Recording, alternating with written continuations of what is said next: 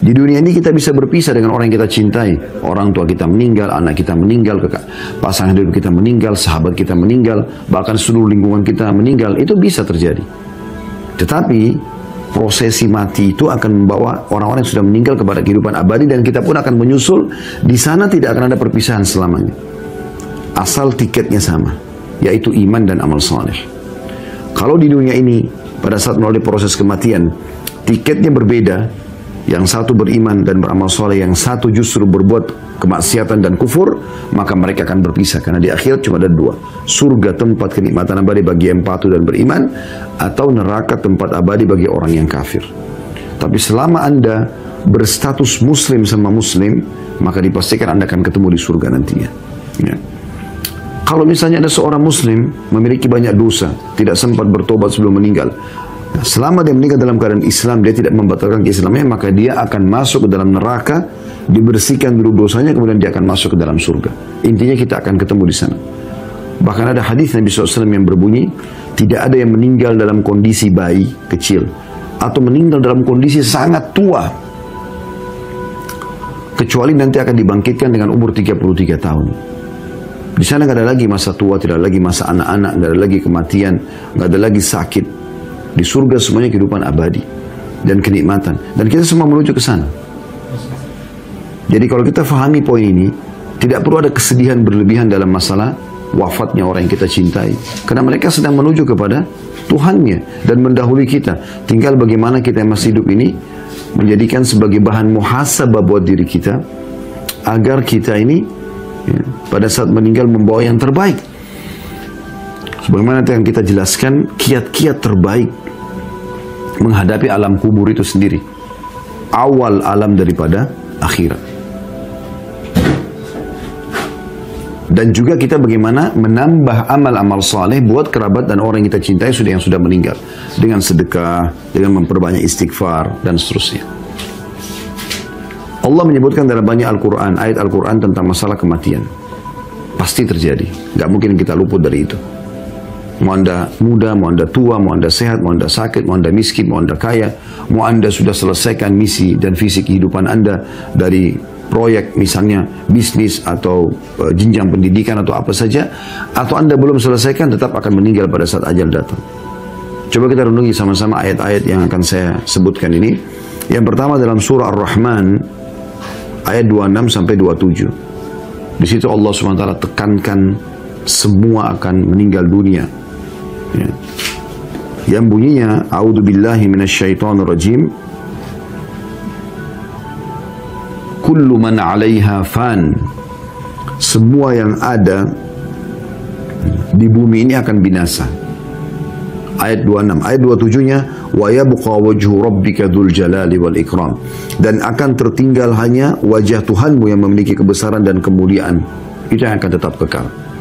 Jadi tidak ada manusia yang akan hidup abadi, nggak ada. Di dunia ini nggak ada. Pasti akan meninggal dunia. Cuma siapa yang mendahului yang lainnya. Cuma sebagaimana saya bahasakan tadi ya, kematian bagi seorang mukmin adalah kebahagiaan, bukan penderitaan. Justru dia akan menuju kepada kehidupan abadi. Ibaratnya kita sedang antri sekarang untuk terbang menggunakan pesawat misalnya, jasa penerbangan, hanya ada yang berangkat lebih dulu jamnya, ada yang menyusul setelahnya. Ada yang beda hari, ada yang beda pekan, ada yang beda bulan, ada yang beda tahun, tapi semuanya akan menuju ke sana. Dalam surah Al-Mulk, ini dalil yang kedua, ayat 2-nya Allah mengatakan, A'udzubillahi minasyaitonirrajim. Alladzi khalaqal mauta wal hayata liyabluwakum ayyukum ahsanu amala wa huwal azizul ghafur. Yang telah menciptakan mati dan hidup, Allah menciptakan yang mati dan hidup untuk menguji, atau Allah menciptakan kematian dan kehidupan untuk menguji kalian. Siapa di antara kalian yang baik amalnya, dan dia maha perkasa lagi maha pengampun. Allah sebutkan memang Allah ciptakan hidup dan Allah ciptakan mati. Jadi sebagaimana Anda rasakan hidup sekarang, Anda akan rasakan mati. Di dunia ini begitu. Sebagaimana Anda lapar, Anda akan kenyang. Sebagaimana Anda muda, Anda akan tua. Sebagaimana Anda sehat, Anda akan sakit. Itu sunnatullah, sistem yang sudah Allah buat.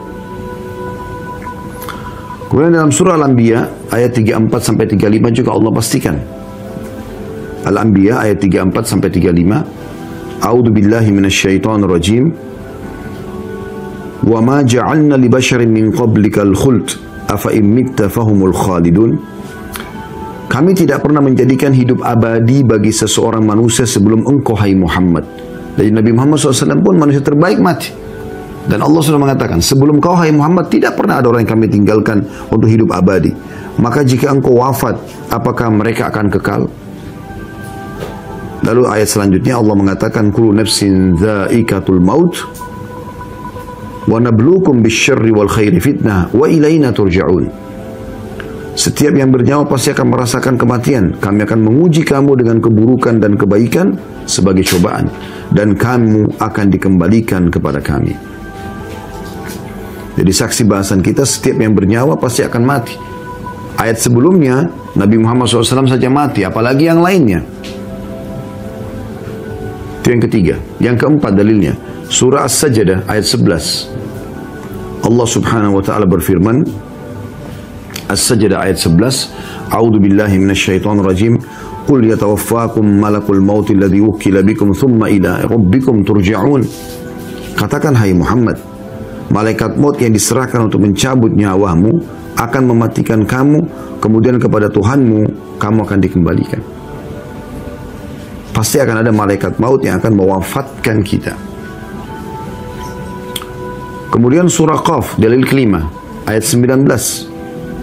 Allah Subhanahu wa ta'ala juga berfirman tentang kematian akan terjadi, dan mau nggak mau itu akan terjadi. Cuman saja saya katakan tadi, sekali lagi, orang beriman, orang muslim tidak perlu khawatir dengan kematian. Tidak ada sesuatu yang perlu dia khawatirkan, karena dia sedang menuju kepada kehidupan abadi. Justru dia akan mendapatkan apa yang selama ini dia lakukan dari kebaikan-kebaikan, balasannya. Ya. Makanya sebagian salafus salih itu, kalau ada di antara mereka yang mau wafat, mau meninggal, maka teman-temannya pada datang mengatakan, selamat, berita gembira buat kamu, selamat. Ya. Kok dikatakan orang mau meninggal selamat, berita gembira? Lalu mereka mengatakan, karena sebentar lagi kau akan bertemu dengan Allah, kau akan bertemu dengan Rasulullah SAW, kau akan menerima hasil balasan dari kebaikan-kebaikan yang selama ini kau lakukan. Itu prinsip dasar orang beriman. Kita kembali kepada dalil Al-Quran. Dalil kelima surah Qaf ayat 19. A'udzu billahi minasyaitonir rajim wa ja'at sakratul maut bil haqqi dzalika ma kunta minhu tahid. Dan datanglah sakaratil maut atau proses pencabutan ruh itu dengan sebenar-benarnya, dan itu itulah yang dahulu hendak kamu hindari. Jadi orang yang belum faham tentang konsep agama yang tadi kita sampaikan, kalau kematian adalah justru pintu kebaikan untuk dia menuju kepada kehidupan abadi, dan setiap muslim merindukan kematian karena dia akan menuju kepada kehidupan abadi, dia akan menerima balasan-balasannya, tentu dia akan ketakutan dengan kematian. Tapi kalau orang fahami seperti yang kami sampaikan tadi, maka kita akan persis seperti seorang sahabat Nabi yang bernama Bilal radhiyallahu anhu. Beliau pada saat ditanya tentang kematian, beliau mengatakan marhaban bil maut, selamat datang kematian itu. Dalil yang keenam, Ali Imran 145 yang bunyinya a'udzubillahi minasyaitonir rajim. Wa ma kana li nafsin an tamuta illa bi idnillahi kitaban muajjala wa man yurid thawabad dunya nu'tihi minha wa man yurid thawabal akhirati nu'tihi minha wa sanajziz syakirin. Setiap yang bernyawa tidak akan mati kecuali dengan izin Allah. Artinya mereka akan meninggal dunia sebagai ketetapan yang telah ditentukan waktunya. Artinya tidak akan mati sampai ajalnya datang yang sudah Allah tentukan. Barang siapa yang menghendaki pahala dunia, maksudnya balasan dunia, tidak mau berpikir akhirat, maka kami akan berikan dunia itu. Dan barang siapa yang menghendaki pahala akhirat, mau dapat masuk surga sehingga selama dunia patuh pada Allah, mengerjakan apa yang Allah perintahkan dari wajib dan sunnah, menikmati yang halal dan meninggalkan apa yang Allah haramkan, maka kami akan memberikan balasan kepada orang-orang yang bersyukur. Artinya orang yang patuh tadi. Saksi bahasan kita jelas di sini. Setiap yang bernyawa pasti akan mati dengan izin Allah. Yang ketujuh surah Jum'ah ayat 8. Allah Subhanahu wa taala juga berfirman, A'udzu billahi minasyaitonir rajim. Qul innal mauta alladhi tafirruna minhu fa innahu mulaqikum thumma turadduna ila 'alimil ghaibi wasyahadati fayunabbi'ukum bima kuntum ta'malun. Artinya, Katakanlah hai Muhammad, sungguhnya kematian yang kamu lari darinya. Setiap orang selalu berusaha, kalau ditanya mau mati nggak mau. Orang kalau sudah sakit parah ketakutan mau mati. Kata Allah, sungguhnya kematian yang kamu lari daripadanya, ia pasti menemui kamu. Gak mungkin kita luput dari kematian tersebut. Di waktu dan tempat yang sudah Allah tentukan.